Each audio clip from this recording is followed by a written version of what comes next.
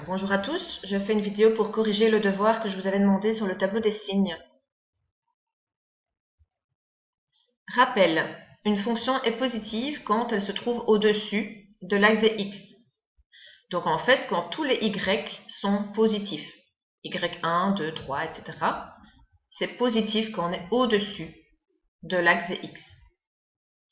A l'inverse, évidemment, la fonction est négative quand on est en dessous de l'axe x, et donc quand les y qui correspondent à la fonction sont négatifs. C'est assez simple. Comment est-ce qu'on construit un tableau de signes? Alors, sur la première ligne, on va ouvrir et fermer, entre guillemets, le tableau par les points extrêmes. Donc, comme quand on lit une phrase, quelle est la majuscule de la phrase et quel est le point, on met les coordonnées des points. Donc, on appelle ça les bornes. Ensuite, au milieu, on va mettre les racines de la fonction, par ordre croissant, évidemment, donc dans le sens comme si on lisait une phrase, on regarde la fonction de gauche à droite et on indique les racines. Pourquoi on indique les racines? Parce que c'est là, en fait, les racines se trouvent sur l'axe x, c'est aux racines que la fonction va traverser l'axe x et donc va changer de signe. Donc c'est pour ça que les racines sont évidemment importantes. Sur la deuxième ligne du tableau, on indique en fait les images, donc les y qui correspondent à chaque x. Et entre ces y-là, on va indiquer les signes, donc plus quand la fonction est positive et moins, évidemment, quand elle est négative. Passons directement aux fonctions. Donc il y avait 4 fonctions à faire, 4 tableaux de signes. Première chose, je note correctement la graduation sur mes axes. Ensuite, je regarde les points. Donc le premier point de la fonction, la borne qui ouvre la fonction, les racines, il y en a 3, donc c'est les points d'intersection de la fonction sur l'axe x, et le point de fin, la dernière borne, qui est ici entourée en plus grand. J'indique ces x-là dans le tableau sur la première ligne, donc x moins 3, c'est pour le premier point qui est ici, en moins 3. Les racines sont ici en moins 1,5, 1.2 on va dire, 5, et le dernier point est en x6. Qu'est-ce que je fais ensuite? J'indique les y qui correspondent. Donc pour le premier point, pour la borne de la fonction entourée en grand ici, le x c'est moins 3, le y c'est 3. Donc j'indique 3 à la place du y. Ensuite, pour toutes les racines, vous voyez que le y est égal à 0, vu qu'on se trouve sur l'axe x. Donc ça veut dire que y est ici en 0. Et le dernier point, la borne, c'est en 6 moins 1. Ensuite, je regarde les signes. Donc, j'indique en dessous, seulement sur la ligne du dessous, entre les y que j'ai indiqués auparavant, le signe de la fonction. Donc là, je suis au-dessus, j'indique plus. Ensuite, je suis en dessous, là, donc j'indique moins. Ensuite, je repasse au-dessus, donc j'indique plus. Et ma fonction, elle termine en dessous de l'axe x, donc je mets un moins. Attention, que la fonction descende ou qu'elle monte, ça n'a rien à voir ici avec le fait qu'elle est négative ou positive. Vous voyez que là, elle est en dessous de l'axe x, elle descend et puis elle monte, mais elle reste en dessous de l'axe x, donc elle est négative. Le point qu'elle a sur l'axe des ordonnées n'a rien à voir dans le tableau. On n'a pas à retrouver ce point-là. Donc l'ordonnée à l'origine ici ne doit pas se retrouver dans le tableau parce qu'à ce point-là, il n'y a rien qui change, entre guillemets. La fonction, elle est négative avant, elle est quand même négative après. Pareil ici, là où il y a le gros plus, la fonction est positive. Bien qu'elle monte et puis qu'elle descende, ça ne change rien, elle est quand même positive. Pour la deuxième fonction, vous avez le premier point, donc la borne, et puis 2 racines. Et alors, la fonction n'a pas de borne de fin. On verra comment est-ce qu'on fait dans un instant. Donc j'indique mes x. Mon premier point est à moins 1. Ensuite, j'ai une racine en 0 et une racine en plus ou moins 4.7.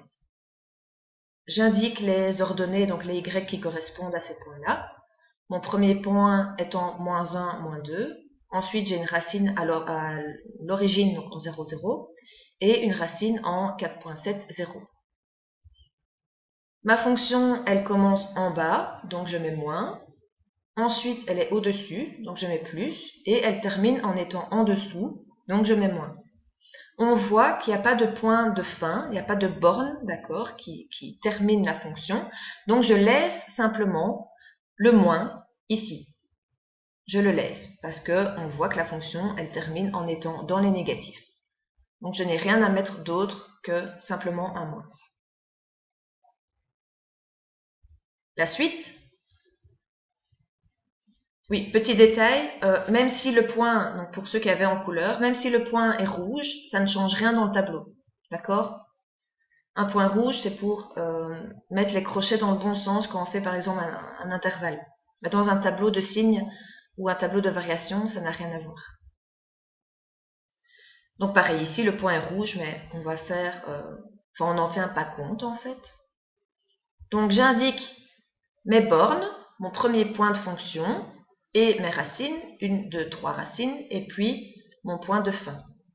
Donc j'indique les x, mon premier point étant x2, ensuite j'ai une racine en plus ou moins 2,7, une autre en 5,5, encore une racine en 6,7, et je termine la fonction en x8. J'indique les y qui correspondent. Donc ici, je suis en 2, moins 2. Les 3 racines sont en y0 et le point de fin est en 8, 4. Et au milieu de ces informations, je vais simplement indiquer les signes. Donc ma fonction au début, elle est en dessous, donc je mets moins. Ensuite, elle se trouve au-dessus, donc je mets plus. Elle se retrouve en dessous, je mets moins. Et elle termine en étant au-dessus de l'axe, donc je mets plus. Petit rappel, j'insiste là-dessus, mais c'est vraiment important.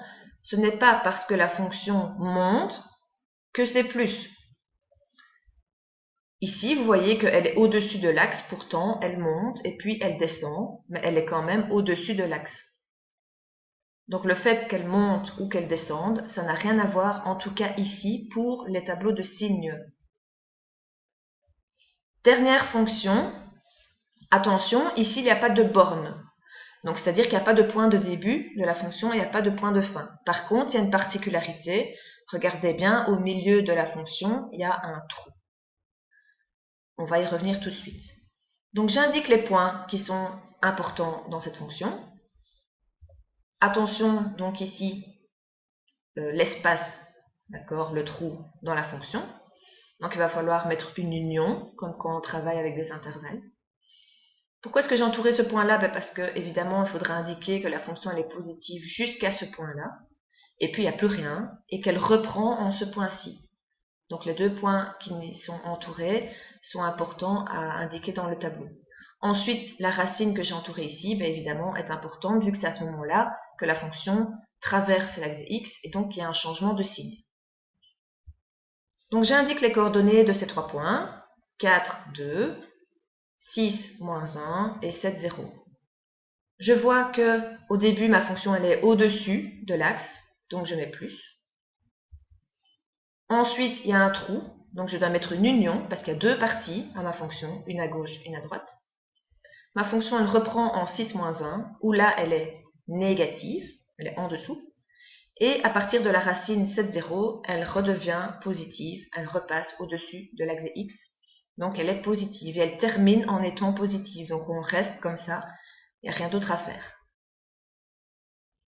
Voilà pour la correction du devoir. J'espère que vous avez compris. S'il y a encore des questions, n'hésitez pas à m'envoyer un mail ou à m'interpeller évidemment et à poser vos questions durant les cours. À bientôt!